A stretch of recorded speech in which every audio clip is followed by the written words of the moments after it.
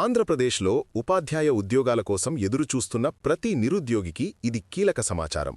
ఉగాది సందర్భంగా DSC notification విడుదలకు ప్రభుత్వం సిద్ధమవుతున్నట్టు వస్తున్న తాజా అప్డేట్స్ ఏమిటి? మొత్తం ఎన్ని పోస్టులు ఉండే అవకాశం ఉంది? ఏ శాఖల్లో ఖాళీలు ఉన్నాయి? కాంట్రాక్ట్ టీచర్లకు వెయిటేజీ అంశం ఏ దశలో ఉంది? సిలబస్లో మార్పులున్నాయా లేవా? పరీక్ష విధానం ఎలా ఉండే అవకాశం ఉంది అనే ప్రతి అంశాన్ని ఈ వీడియోలో స్పష్టంగా వివరించబోతున్నాను. మీరు డిఎస్సికి సీరియస్గా ప్రిపేర్ అవుతున్న అభ్యర్థి అయితే ఈ వీడియోను పూర్తిగా చూడండి. మధ్యలో స్కిప్ చెయ్యొద్దు. చివర్లో ప్రిపరేషన్పై క్లియర్ గైడెన్స్ కూడా ఇస్తాను. ఆంధ్రప్రదేశ్లో ఉపాధ్యాయ ఉద్యోగాల కోసం సిద్ధమవుతున్న అభ్యర్థులకు ఇది అత్యంత కీలకమైన దశ. రాష్ట్ర ప్రభుత్వం ఉగాది సందర్భంగా డిఎస్సి నోటిఫికేషన్ విడుదల చేసే దిశగా పరిపాలనా ప్రక్రియలను వేగవంతం చేస్తున్నట్లు సమాచారం.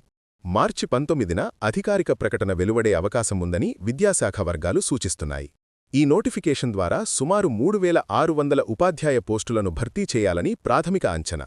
ఇందులో ఆదర్శ పాఠశాలలు, రెసిడెన్షియల్ మరియు వివిధ సంక్షేమ శాఖల విద్యాసంస్థల్లో దాదాపు 1200 పోస్టులు, పంచాయతీరాజ్, మున్సిపల్ మరియు ప్రభుత్వ పాఠశాలల్లో సుమారు 1700 పోస్టులు, ప్రత్యేక విద్య విభాగంలో సుమారు 700 పోస్టులు ఉండే అవకాశం ఉంది.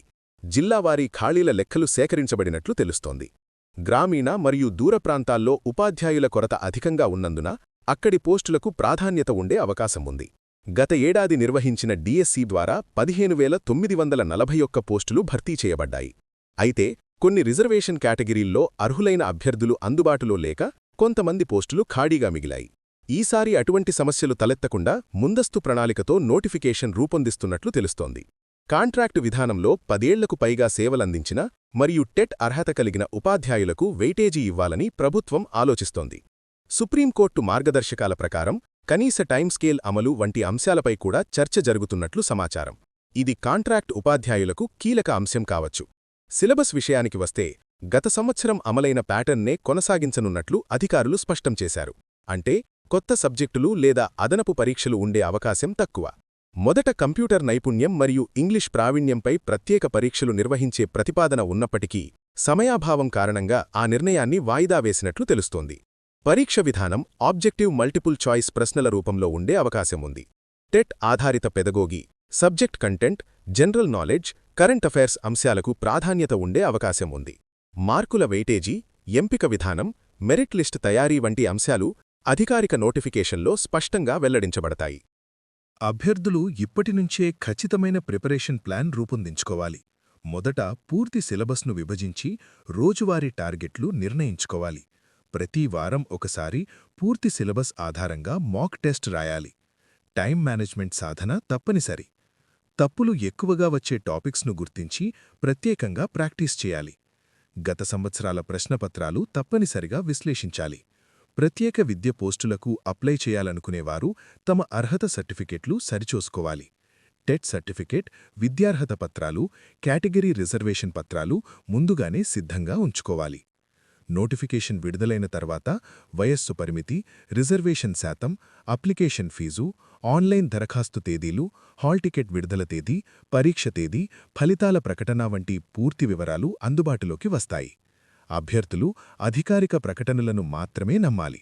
సోషల్ మీడియా వదంతులను ఆధారంగా చేసుకుని నిర్ణయాలు తీసుకోవద్దు. పోటీ తీవ్రంగా ఉండే అవకాశముంది. కాబట్టి రోజువారీ క్రమశిక్షణతో చదవడం, నిరంతర సాధన, సరైన రివిజన్ వ్యూహం తప్పనిసరి. ఉగాది రోజున నోటిఫికేషన్ విడుదలైతే అది వేలాది నిరుద్యోగులకు ఒక కీలక మలుపు అవుతుంది. ఇది కేవలం ఉద్యోగ ప్రకటన మాత్రమే కాదు, ఉపాధ్యాయ వృత్తిలో స్థిరమైన భవిష్యత్తుకు అవకాశం. సిద్ధంగా ఉన్నవారికే ఫలితం దక్కుతుంది. కాబట్టి ఈ సమయాన్ని పూర్తిగా ఉపయోగించుకుని స్పష్టమైన ప్రణాళికతో ముందుకు సాగాలి. డిఎస్సి నోటిఫికేషన్ గురించి మాట్లాడేటప్పుడు చాలామంది పూర్తిగా మిస్ అయ్యే ఒక ముఖ్యమైన కాన్సెప్ట్ ఉంది. అది పోస్ట్ సెలెక్షన్ రియాలిటీ. అంటే పరీక్ష క్లియర్ చేసిన తర్వాత ఏమి జరుగుతుంది, సర్వీస్ కండిషన్స్ ఎలా ఉంటాయి, మొదటి పోస్టింగ్ ఎలా వస్తుంది, ట్రాన్స్ఫర్లు ఎలా జరుగుతాయి అనే అంశాలు. మొదటిగా సెలెక్షన్ తర్వాత జిల్లావారీగా మెరిట్ లిస్ట్ ఆధారంగా పోస్టింగ్ ఇస్తారు. ఎక్కువ మార్కులు సాధించిన వారికి ప్రాధాన్యత ఉంటుంది. గ్రామీణ లేదా రిమోట్ ఏరియాల్లో మొదటి పోస్టింగ్ వచ్చే అవకాశాలు ఎక్కువ. కాబట్టి అభ్యర్థులు ముందుగానే మానసికంగా సిద్ధంగా ఉండాలి. చాలామంది ఈ దశలో నిరుత్సాహానికి గురవుతారు. ఇది తప్పు. ప్రభుత్వ సర్వీస్లో ప్రారంభ పోస్టింగ్ కంటే సర్వీస్ స్టెబిలిటీ ముఖ్యమైనది. రెండవ ముఖ్యమైన అంశం ప్రొబేషన్ పీరియడ్. ఎంపికైన వెంటనే శాశ్వత ఉద్యోగి అన్న భావన తప్పుడు. సాధారణంగా ఒక నిర్దిష్ట కాలం వరకు ప్రొబేషన్ ఉంటుంది. ఆ సమయంలో హాజరు, పనితీరు, పాఠశాల ఫలితాలు, పరిపాలనా నిబంధనల అనుసరణ వంటి అంశాలు పరిశీలిస్తారు.